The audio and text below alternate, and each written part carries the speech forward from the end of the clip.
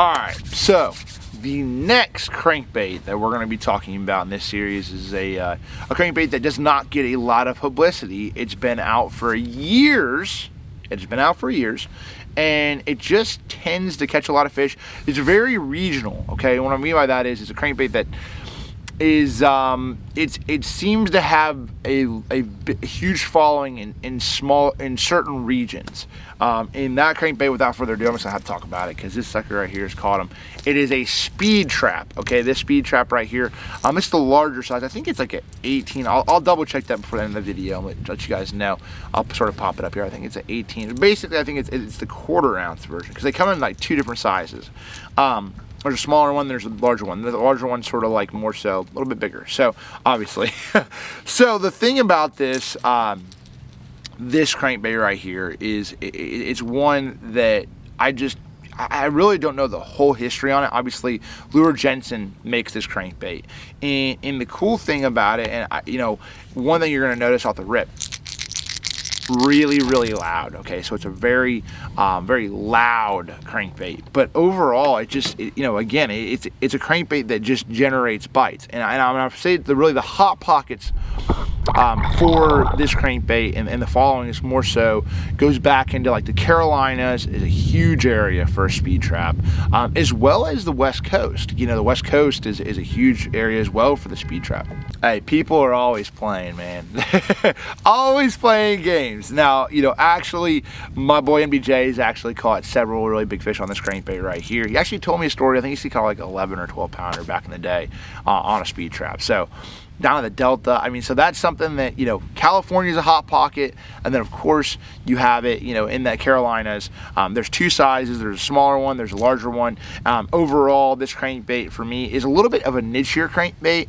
I don't throw it all the time, and the reason for that is it doesn't really cast as good as some of the crankbaits out there on the market. So that's why I'm like, it's a situational one, but it does really float higher, and what I mean by that is it floats at a faster rate, so it's more buoyant. And so when that buoyancy of when you hit stuff or you're cranking around wood, it does do a pretty good job of deflecting off some of that stuff. Not necessarily as well as Rocco, to be honest with you, but it does get deeper. I think it gets about 6 feet deep. Now I might be completely wrong about that, but we're going to double check that today.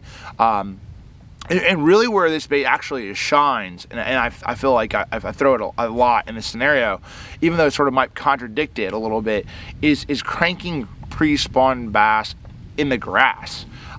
Because it's a high floating crankbait, you can crank it through a lot of that stuff. And whether it's eelgrass or old hydrilla, milfoil, and you can pop it out of that grass a little bit better. And so, a lot of guys throw lipless crankbaits and throw through those areas, but sometimes I feel like throwing something a little bit different and that loud rattle. And the other thing is, obviously, I feel like the only negative really can be if the fish are very pressured, that loud rattle. But again, pre-spawn cranking, a lot of times fish are just pulling up and they're fresh, they're new, so loud sometimes is good, and then those rattles, and then the vibration is really good as well. As far as what I throw this bait on, again, 12-pound line is sort of my go-to. If I'm in thicker grass, I'm trying to get this bait up a little bit higher, I will throw 14, but that's normally what I throw it on. If I'm out on a grass flat, I'm going to throw my 7.6 medium heavy cranking rod. It's sort of my offshore crankbait rod, if you will. So that's sort of the reason I select each rod's a little bit different. But when I'm casting and trying to get more distance, I want a little bit longer rod. So that's sort of the scenario in this one. Now I will crank banks with this, but it's definitely one.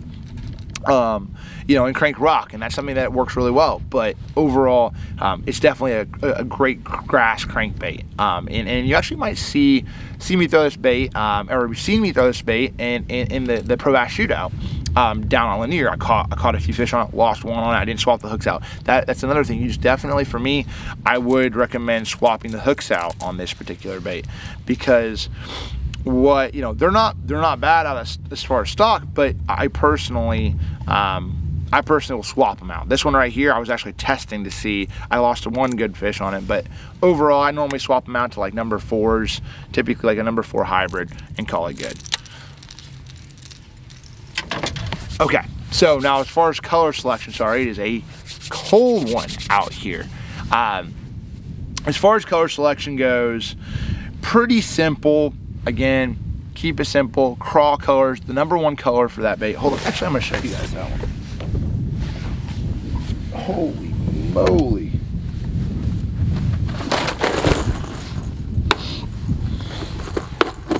The #1 color,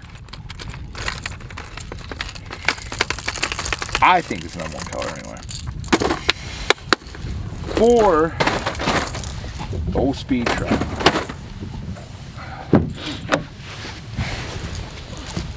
It's this guy right here. It's called Crystal Crawdad, okay? And it's got a pretty big following as well. I mean, I feel like this probably has the majority of the sales in the speed trap, the Crystal Crawdad, and hence a great pre-spawn crankbait. But yeah, again, really good one. We're gonna find out how deep this dives. Grass, rock, it works really well. It dives a little bit deeper for a square bill, has a decent sized profile, so if you're trying to generate a bigger bite, it can be good as well. But that's sort of the rundown right there. That's sort of the rundown. We're gonna warm up. We might need some hot cocoa, Brody. It's getting a little chilly out here. But I'm telling you, I had to put the hood up because it's getting cold. I'm not even joking. Listen, I love bass fishing, but there's times. Listen, if you don't dress warm enough, hey, you're gonna pay the price. You're gonna pay the price. Okay, so you got the speed trap up here, and we sort of talked about them. Okay, so now we are at our Lake X testing facility. Have that speed trap that I had tied on, and so I'm gonna go ahead and make a cast with him. And one thing I didn't say, did I say wiggle wobble? I'm gonna say wiggle wobble on speed trap. Did I say wiggle wobble? I don't know if I said the wiggle of the speed trap. I think I said it was like, I don't know if I did, but I'm pretty sure. I'm gonna tell you guys right now. So let me first make a cast and make sure how wiggle. I'm gonna say the wiggle. I'm gonna say the speed trap's a 5. He's not as aggressive as a Rocco, but he's not. Yeah, I'm gonna say he's a 5. Okay, I'm giving him a 5. Okay. Now the whole key is, I said this bait runs 6 feet deep. We're gonna find out. I got my Active Target set 60 feet out, and it's about 10 feet down. So we're gonna see if we can get down there 6 feet on a normal cast. Ooh, well, backlash again. That's the one thing. Okay, here we go. That was not a great cast, but we're gonna run him out there, sort of see. Okay, we got. Yep, right now. Up. I got one on him. Oh, what is it? Bite it. What the heck? I think that was a bass. I don't know. That sucker was after it, boys. Holy smokes. I'm sitting here. It does run about 6 feet deep. That's exactly, I mean, this is like really important stuff to learn. And it's like, let's see here. He's down there. You actually get down there 7 right now. Dude getting down there. My guy's getting down there. Gosh.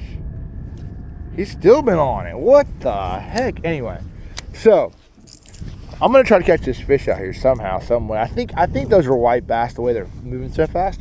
But that is right there. He runs on a good cast. You can get a speed trap down there 7. So that's a pretty good cast right there. Let's see what we get in there. He got down there about 7 on Active Target. So, you know, realistically, probably on your 2D when you're running around, there's probably going to be like, I'm going to give him, you know, on your 2D, I'm going to say, it's getting down there. You might be able to get him down there close to 8. Oop.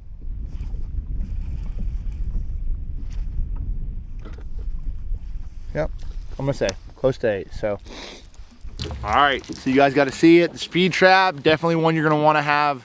One that I've personally, I said it was a grass bait, but I you know, realistically in the Carolinas there's not a whole lot of grass, so this is the thing. I feel like it's a bait that works really well, and you know, it has a fish catching action, catches fish.